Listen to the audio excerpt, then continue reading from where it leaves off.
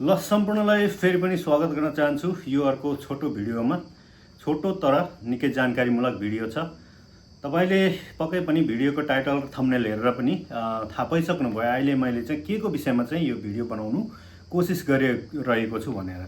So साथीहरू, आज मैले सीएसडी हैन सीएसडी कोटा के हुन सक्छन्, हाम्रा जति पनि इन्डियन आर्मीबाट सर्भिस गरेर निक्लिनु भएका हाम्रा भूतपूर्व पेन्सनर्सहरू साथै अन द सर्भिसमा हुनुभएका हाम्रा गोर्खाली नेपाली दाजुभाइहरूको लागि यो एउटा सीएसडी सम्बन्धी इम्पोर्टेन्ट जानकारी लिएर आएको छु। हुन त कसैले थाहा होला, तर सीएसडीमा हामीले के सामान लिन सकिन्छ, हाम्रो लिमिटेसन के छ हैन, त्यो कुराहरू धेरैलाई जानकारी नहुन सक्छ। त्यही सम्झेर चाहिँ मैले हैन सम्पूर्णलाई जति पनि एक्स सर्भिसम्यानहरूले जो सीएसडी को फ्यासिलिटी लिइराख्नु भएको छ, लिन खोजिराख्नु भएको छ भने उहाँहरूको लागि चाहिँ विशेष जानकारी रहोस् भनेर चाहिँ मैले यो भिडियो बनाउने कोसिस गरिरहेको छु। र भिडियो अन्तिमसम्म हेरेर साथ दिनुहोला। र तपाईँ नयाँ हुनुहुन्छ च्यानलमा भने नयाँ मान्छेहरूले सब्सक्राइब गरेर साथ दिनुहोला साथीहरू है त। साथीहरू, आज चाहिँ म सीएसडी इन्टाइटलमेन्ट है, जो कि भूतपूर्व इन्डियन आर्मीका हाम्रा गोर्खाली पेन्सनर्सहरू साथै इन्डियन एयरफोर्सबाट रिटायर हुनुभएका नेपाली दाजुभाइहरू साथै इन्डियन नेभीबाट रिटायर हुनुभएका दाजुभाइहरूको लागि तथा दिदीबहिनीहरूको लागि चाहिँ सीएसडी इन्टाइटलमेन्ट लिएर आएको छु। म त सबभन्दा तपाईहरुलाई के छ त सीएसडी को रुल रेगुलेसन के छ त त्यो सम्झाउन चाहन्छु। र आज चाहिँ फर्स्टमा चाहिँ म तपाईहरुलाई सीएसडी बाट चाहिँ के कति हैन कार लिन सकिन्छ हैन, सीएसडी थ्रु धेरै सस्तो पर्छ, तपाईलाई थाहा छ। बाहिर कार लिनु भयो र सीएसडी मा तपाईले कार सीएसडी जो आर्मी क्यान्टिनबाट कार लिनु भयो भने धेरै नै डिफरेन्सेसहरु रेटमा पाइन्छ। त्यसले गर्दाखेरि म सबभन्दा कारमा के कस्तो रुल छ रेगुलेसन छ म त्यो भन्न गइरहेको छु। सबभन्दा जाउँ अफिसरको है, अफिसर जो चाहिँ कमिसन अफिसरहरू हुनुहुन्छ, उहाँहरू जसको पे लेभल 10 देखि 18 सम्म छ भने उहाँहरूले जो पेट्रोलवाला कार सीएसडीबाट लिन सक्नुहुन्छ।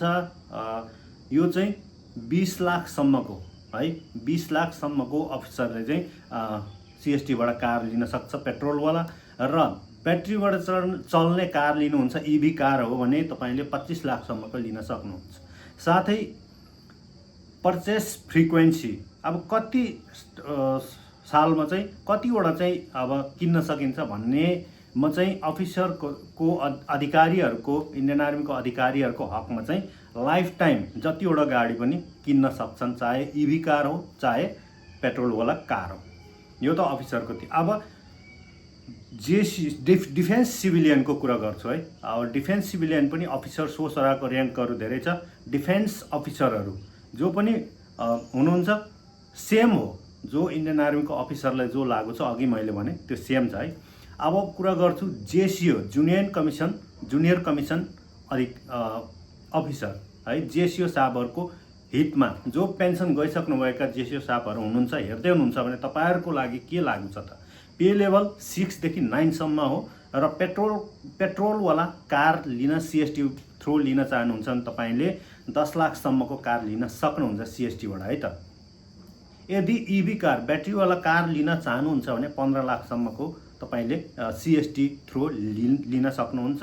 र पर्चेस फ्रिक्वेन्सी के छ त, अब कतिवटा चाहिँ हामीले लिन सक्छौं। अब तपाईहरुले चाहिँ 8 वर्षमा एकपल्ट कार लिएपछि त्यो कार पूर्ण 8 वर्ष पछाडि अर्को कार लिन सक्नुहुन्छ सीएसडी थ्रु है। र तपाईले लाइफमा पुरै सर्भिसमा या रिटायरमेन्ट गइसकेपछि तपाईको 5 वटा सम्म चाहिँ कार तपाईले सीएसडी बाट लिन सक्नुहुन्छ है। यो छ। अब म कुरा गर्छु वार्स को है, जो सिपाही लेसनायक नायक हवलदार सम्मको है, उहाँहरूको बारेमा म कुरा गर्दैछु।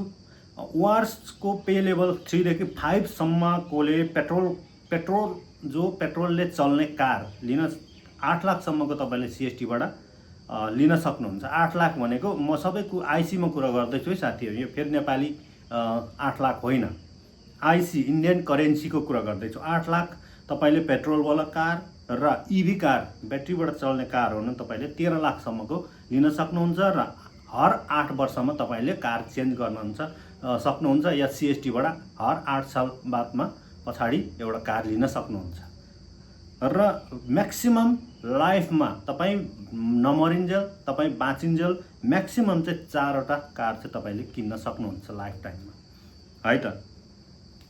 र अब आयो अर्को मेन कुरा, अब जो सर्भिङ पर्सन छ सर्भिङ पर्सनले पनि किन्न सक्छ, तर जसको सर्भिस 5 वर्ष नागेको छ इन्डियन आर्मीमा या इन्डियन एयरफोर्स या इन्डियन नेभीमा हो भने तपाईँले कार किन्न सक्नुहुन्छ सिएसटीबाट है त। र एनओकेहरूको लागि मेन चाहिँ एनओकेहरूको लागि नेस्ट अफ किङ भनिन्छ या वार विडोजहरू जो चाहिँ लडाइँमा उहाँका श्रीमानहरू बित्नुभयो उहाँहरूको हकमा या जो मेन मान्छे जो पेन्सन लिने मान्छेको जो मृत्यु पश्चात चाहिँ उहाँका परिवारहरूले चाहिँ यदि तपाईँको श्रीमानले लाइफमा सिएसटीबाट कार निकालेको पनि छैन होला, कतिको त हैन थाहा पनि छैन, खास गरी नेपाल बस्नेलाई त अब लागु छन चाहिँ तर के लानु मिल्दैन, तर पनि इन्डियामा बस्ने जो वार विडोज र एनओकेहरूले यदि सर्भिसमा हुँदा या पेन्सन निक्लेर आफ्नो श्रीमानले कार 5वटा या 4वटा भन्दा धेरै कार निकालेको छैन भने तपाईँले पनि पूर्ण सिएसटीबाट सस्तोमा लिन सक्नुहुन्छ है त। यो चाहिँ तपाईँले फेरि मैले कारको मात्र कुरा गरेको छैन, बाइक स्कुटी जे पनि लिन सक्नुहुन्छ है यसमा फेरि हैन। तपाईँले कार लिन्न तर बाइक के अरे लिन्छु भन्दाखेरि पनि बाइक पनि सस्तोमा पाउनुहुन्छ, जुनै प्रकारको बाइक पनि तपाईँले लिन सक्नुहुन्छ। यो त थियो अब गाडीको कुरा हैन, कारको कुरा।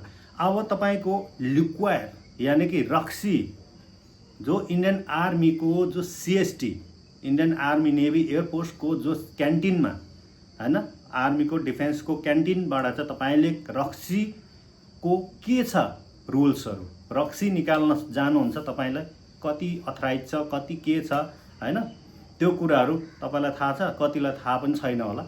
थाहा छैन भने यो भिडियो हेर्नु होला, म भन्दैछु रक्सीको रुलहरू, लिक्वायर कोटा कति छ तपाईँको। र आर्मी र एयरफोर्सको एउटै छ है, आर्मी र एयरफोर्सको एउटै छ। म नेभीको अहिले एकछिनमा आउँछु।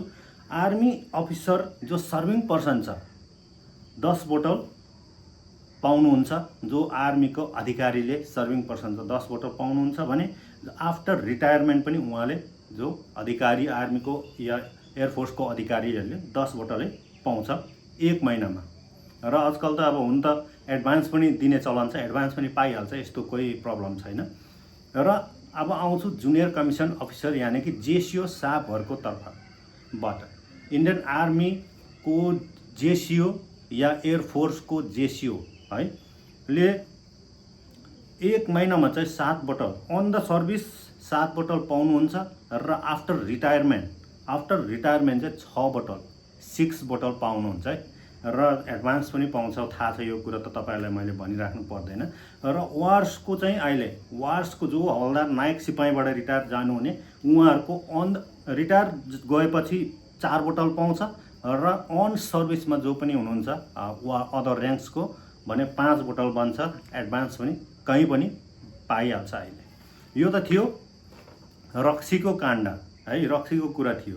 अब म नेभीको कुरा जान्छु। नेभी है, नेभीमा चाहिँ जो इन्डियन नेभी छ अफसरको 20 बोतल छ, एकदमै डबल छ। फेरि इन्डियन आर्मीको अधिकारी इन्डियन आर्मीको जेसिओ वार्सको भन्दा नेभीको रक्सी काण्डमा चाहिँ अगाडि छ। अफसरको 20 बोतल अन द सर्भिस छ भने आफ्टर रिटायरमेन्ट 10 बोतल पाउनुहुन्छ, उहाँहरूले 10 बोतल आफ्टर रिटायरमेन्ट पाउनुहुन्छ। जेसिओ साहबहरू जो पनि नेभीको जेसिओ सरले 10 बोतल चाहिँ अन द सर्भिसमा पाउनुहुन्छ, अन सर्भिसमा भने रिटायरमेन्ट पछाडि 6 बोतल। अनि वार्सको अदर ऱ्याङ्क्सको अन द सर्भिसमा 7 बोतल पाउनुहुन्छ, लगभग हाम्रो र उहाँको 2 बोतलको फरक छ, 2 बोतल ज्यादा अन द सर्भिसमा उहाँहरूले पाउनुहुन्छ। र आफ्टर रिटायरमेन्ट फेरि सेम हो, 4 बोतलै इन्डियन नेभीको जो पनि अदर ऱ्याङ्क्सको मान्छेहरूले पाउँछन्। अब म कुरा गर्छु ग्रोसरी लिमिट्स है। ग्रोसरी लिमिट तपाईँलाई थाहा छ, सिएसटीबाट सामान त लिनुहुन्छ, कतिपयले दिदीबहिनीहरूले पनि स्पेसली लिनुहुन्छ, तर मेरो कोटा कति छ र म एक महिनामा कति पर्चेस गर्न सक्छु, सामान लिन सक्छु सिएसटीबाट भन्ने कुरा कतिलाई थाहा छैन, कतिलाई थाहा होला। जसलाई थाहा छैन उहाँहरूको लागि यो विशेष ग्रोसरी आइटम ग्रोसरीको लिमिट सिएसटीमा इन्डियन आर्मी या एयरफोर्स नेभीको सिएसटीमा चाहिँ अफिसरको 11,000 पर मन्थ छ। 11,000 सम्मको सामान एक महिनामा लिन सकिन्छ र एडभान्स पनि यस्तो बात छैन, सिएसटीमा पाइ नै हाल्छ, तर लिमिट भनेको 11,000 हो अफिसरको। अनि जुनियर कमिसन अफिसर जेसिओ साहबहरूको है एक महिनाको सिएसटीमा ग्रोसरी लिमिट भनेको 8,000 सम्मको तपाईँले एक महिनामा सामान किन्न सक्नुहुन्छ र अदर ऱ्याङ्क्सको चाहिँ तपाईँको 5500 5,500 सम्मको एक महिनामा सामान खरिद गर्न सक्नुहुन्छ। यो त सबै मैले नेपालीमा हैन आइसीमा भनेको, अब आफै बुझ्नु होला। आइसीमा भनेको चाहिँ नेपालीमा आफैले कन्भर्ट गर्न सक्नुहुन्छ। र अर्को कुरा अब मेन एएफडी आइटम्स हैन को कुरा गर्छु म। अब लास्टमा एकदमै इम्पोर्टेन्ट छ, तपाईहरुले जति पनि इन्डियन आर्मी, इन्डियन एयरफोर्स र इन्डियन नेभीबाट रिटायर हुनुभएका सम्पूर्ण दाजुभाइ तथा दिदीबहिनीहरूले जो पनि पेन्सन गइसक्नुभयो, तपाईहरुले हर 4 वर्षभित्र 2वटा टिभी किन्न पाउनुहुन्छ सिएसटी थ्रु। सिएसटीमा सस्तो पाउँछ र 4वटा एसी किन्न सक्छ हर 4 वर्षमा है। यो एएफडी आइटममा पर्छ। यो पनि तपाईलाई जानकारी छैन है। यो जानकारी हर 4 वर्षमा तपाईले 2वटा टिभी र 4वटा एसी किन्न सक्नुहुन्छ।